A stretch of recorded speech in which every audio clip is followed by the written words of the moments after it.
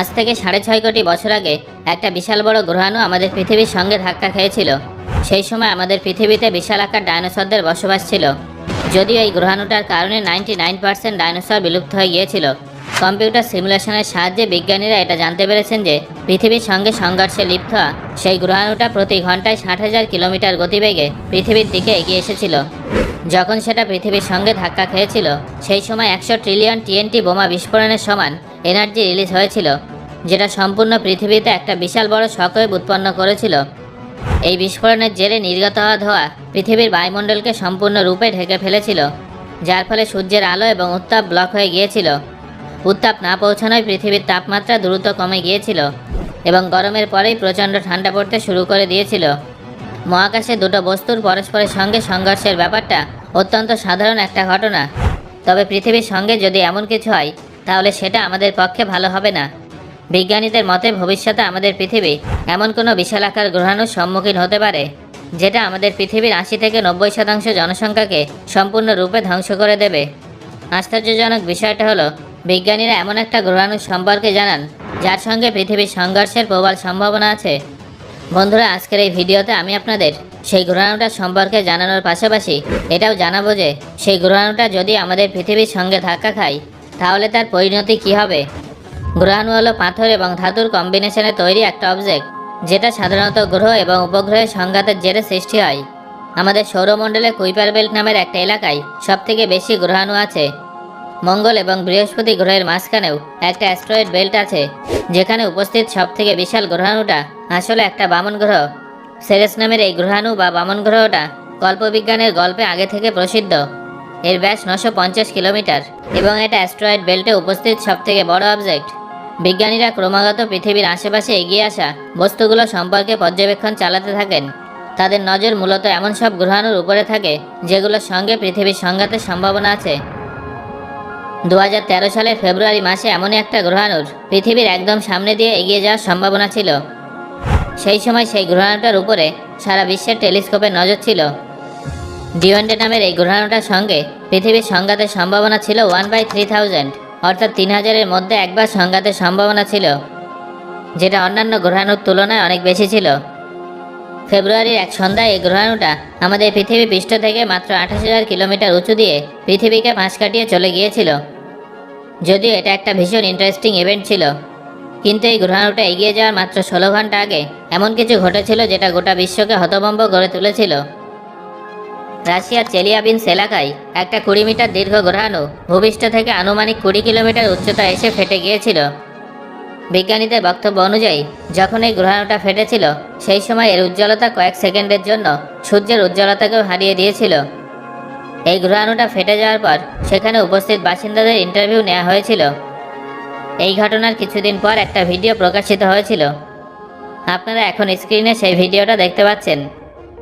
যেমনটা আপনারা দেখলেন যে মাত্র 20 মিটার দীর্ঘ এই গ্রহাণুটা কিছুক্ষণের জন্য আকাশে প্রচণ্ড উজ্জ্বল লাগছিল। ভূপৃষ্ঠের সঙ্গে ধাক্কা না খাওয়া সত্ত্বেও এই গ্রহাণুটার বিস্ফোরণের কারণে কয়েকশো মানুষ আহত হয়েছিলেন। আসলে এই গ্রহাণুটার বিস্ফোরণের সময় প্রচণ্ড তীব্র আওয়াজ সৃষ্টি হয়েছিল, যেটা দেখার জন্য অনেকেই কাছের জানলার সামনে গিয়ে দাঁড়িয়েছিলেন। বিস্ফোরণের ফলে নির্গত শকওয়েভ সেই সব জানলার কাঁচ ভেঙে ফেলেছিল। সেই কাঁচের টুকরো জানলার সামনে উপস্থিত ব্যক্তিদের শরীরে গিয়ে তাদের আঘাত করেছিল। সেই গ্রহাণুটা আকারে অনেক ছোট ছিল ঠিকই, কিন্তু এটা আমাদের বুঝিয়ে দিয়েছিল যে প্রকৃতি কতটা খারাপ হতে পারে। বিজ্ঞানীরা অন্য আরেকটা গ্রহাণুর উপরে স্টাডি করে তার জন্য অপেক্ষা করছিল, এবং অন্যদিকে এই গ্রহাণুটা হঠাৎ করে পৃথিবীর সঙ্গে এসে ধাক্কা খেয়েছিল। পরবর্তী সময়ে স্টাডি এবং রিসার্চ থেকে জানা গিয়েছিল যে এই গ্রহাণুটার বিস্ফোরণ হিরোশিমাতে হওয়া পরমাণু বিস্ফোরণের থেকেও 30 গুণ অধিক শক্তিশালী ছিল। যদি এই বিস্ফোরণটা ভূপৃষ্ঠের আরও কাছাকাছি হতো তাহলে আশেপাশে উপস্থিত প্রচুর মানুষ মারা যেত এবং কয়েক কিলোমিটার এলাকা সম্পূর্ণরূপে ধ্বংস হয়ে যেত। গ্রহাণু প্রতিনিয়ত পৃথিবীর সঙ্গে ধাক্কা খায়, কিন্তু সেগুলো আকারে ছোট হয় পৃথিবীর খুব বেশি ক্ষতি করতে পারে না। তবে এটাও সম্পূর্ণ সত্যি যে একদিন না একদিন এমন একটা গ্রহাণু পৃথিবীর সঙ্গে নিশ্চয়ই ধাক্কা খাবে, যার ফলে বড় পরিসরে পৃথিবীর ক্ষতি হবে। আপনাদের মধ্যে অনেকের মাথায় হয়তো এই প্রশ্নটা ঘুরছে যে একটা গ্রহাণুর আকার কতটা বড় হলে সেটা পৃথিবীর ক্ষতি করতে পারবে, কি তাই তো? তাহলে চলুন বন্ধুরা, বিভিন্ন সাইজের গ্রহাণু কিভাবে এবং কতটা পরিসরে আমাদের পৃথিবীর ক্ষতি করতে পারে সেটা জেনে নেওয়া যাক। 2 থেকে 5 মিটার চওড়া গ্রহাণু। আনুমানিক একটা গাড়ির সমানের আকার গ্রহাণু প্রায়শই আমাদের পৃথিবীর সঙ্গে ধাক্কা খায়। ভাগ্যক্রমে আমাদের পৃথিবীর বায়ুমণ্ডল অনেক পুরু, যার ফলে এই ধরনের গ্রহাণু পৃথিবী পৃষ্ঠে পৌঁছানোর আগেই ভস্ম হয়ে যায়। যখনই কোনো পাথর পৃথিবীর বায়ুমণ্ডলে প্রবেশ করে, তখন ঘর্ষণ এবং চাপ ভিন্ন হওয়ার কারণে তার সামনের অংশে আগুন লেগে যায়। এই আগুন দ্রুত গতিতে বাড়তে থাকে এবং কয়েক সেকেন্ড থেকে শুরু করে 1 মিনিটের মধ্যে সম্পূর্ণ গ্রহাণুটা ধ্বংস করে দেয়। সাধারণত দেখা গেছে যে গ্রহাণু ছোট ছোট টুকরোতে বিভক্ত হয়ে যায়, যেগুলো পৃথিবীতে আছড়ে পড়লেও কোনো সমস্যা হয় না। 1 কিলোমিটার ব্যাসযুক্ত গ্রহাণু।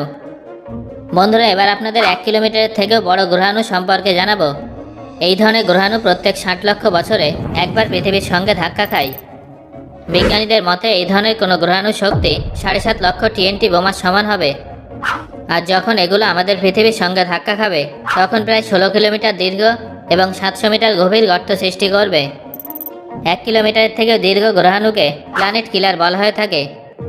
যেমনটার নাম থেকে বোঝা যাচ্ছে যে এগুলো হলো বিশালাকৃতির পাথর, যার মধ্যে সম্পূর্ণ গ্রহকে ধ্বংস করার ক্ষমতা থাকে। ডাইনোসরদের বিলুপ্ত করে দেওয়া চিকসিলোপ অ্যাস্ট্রয়েড এই ক্যাটাগরি অন্তর্ভুক্ত ছিল, যার সংঘাতের প্রভাবে পৃথিবীতে উপস্থিত 80% প্রাণী সম্পূর্ণরূপে ধ্বংস হয়ে গিয়েছিল। এই গ্রহাণুটার কথা শুনতে যতটা ভয়ানক লাগছে, বাস্তবে কিন্তু এটা তার থেকেও বেশি বিপজ্জনক। যদিও বর্তমান সময়ে এমন কোনো গ্রহাণু আমাদের পৃথিবীর সঙ্গে ধাক্কা খায়, তাহলে পৃথিবীতে উপস্থিত অর্ধেকের বেশি মানব জীবন ধ্বংস হয়ে যাবে। বিজ্ঞানীদের ক্যালকুলেট করা ডেটা থেকে জানা গেছে যে এই ধরনের গ্রহাণুর সঙ্গে পৃথিবীর সংঘর্ষের সম্ভাবনা কম থাকে। তবে তার মানে এই নয় যে একেবারেই সম্ভাবনা নেই। যে কোনো সময়ে কোনো বিশালাকার গ্রহাণু এক নিমেষে আমাদের পৃথিবীর রূপ বদলে দিতে পারে এবং পৃথিবীতে বসবাসকারী প্রাণীদের সম্পূর্ণরূপে ধ্বংস করে দিতে পারে। 2004 সালে বিজ্ঞানীরা এমন একটা গ্রহাণু সম্পর্কে জানতে পেরেছেন, যার সঙ্গে পৃথিবীর ধাক্কা খাওয়ার প্রবল সম্ভাবনা আছে। আপনারা অনেকে হয়তো সেই গ্রহাণুটার সম্পর্কে শুনেছেন। আমি এখন অ্যাপোফিস অ্যাস্ট্রয়েডের কথা বলছি। বিজ্ঞানীদের মতে 2029 সালে এই অ্যাস্ট্রয়েডটার সঙ্গে পৃথিবীর 2.7% সংঘর্ষের সম্ভাবনা আছে, যেটা অন্যান্য সমস্ত গ্রহাণুর তুলনায় অনেকটাই বেশি। 2004 সাল থেকে 2023 সালের মধ্যে এই গ্রহাণুটার সম্পর্কে একাধিক স্টাডি করা হয়েছে। 2029 সালের 13 এপ্রিল অ্যাপোফিস আমাদের পৃথিবী পৃষ্ঠ থেকে মাত্র 30,000 কিলোমিটার দূর থেকে এগিয়ে যাবে।